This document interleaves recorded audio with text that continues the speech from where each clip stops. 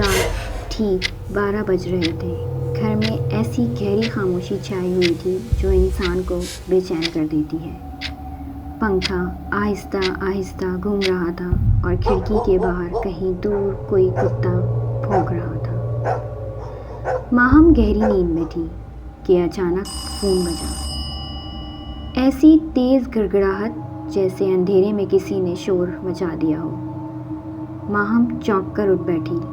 آنکھوں سے نیند ملتے ہوئے اس نے فون کی اسکرین دیکھی۔ اس پر ان نون نمبر لکھا ہوا تھا۔ اس نے چند لمحے سوچا کہ اس وقت کون ہو سکتا ہے۔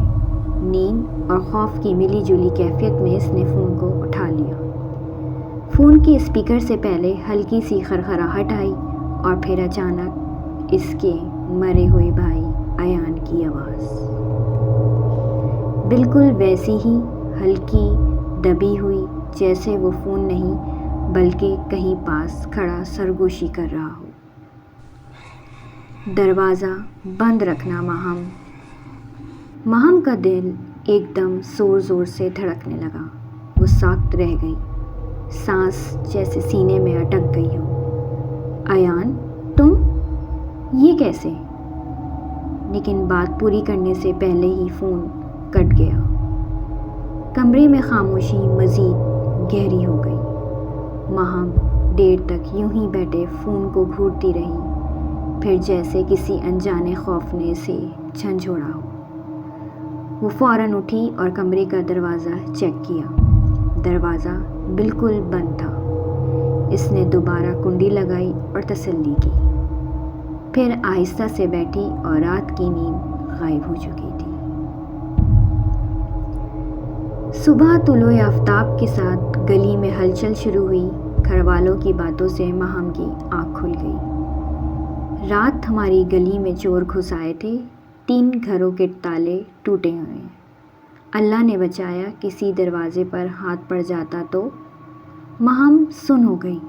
اس کے ذہن میں فوراً وہ آواز گونج اٹھی، دروازہ بند رکھنا ماہم۔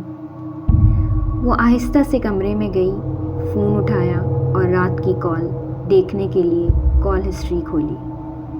اس کی سانس رک سی گئی۔ کال ہسٹری بالکل خالی تھی۔ رات 12 بجے تو کیا، پچھلے 24 گھنٹوں کی کوئی کال ہی موجود نہیں تھی، جیسے کسی نے جان بوجھ کر مٹا دی ہو یا پھر واقعی کسی نے کال ہی نہ کی ہو۔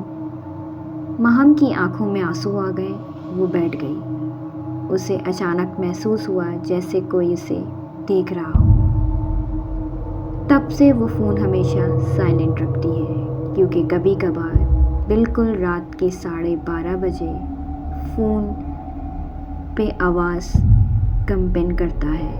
اسکرین پر کوئی نمبر نہیں ہوتا اور اسے وہی آواز سنائی دیتی ہے، دروازہ بند رکھنا وہاں۔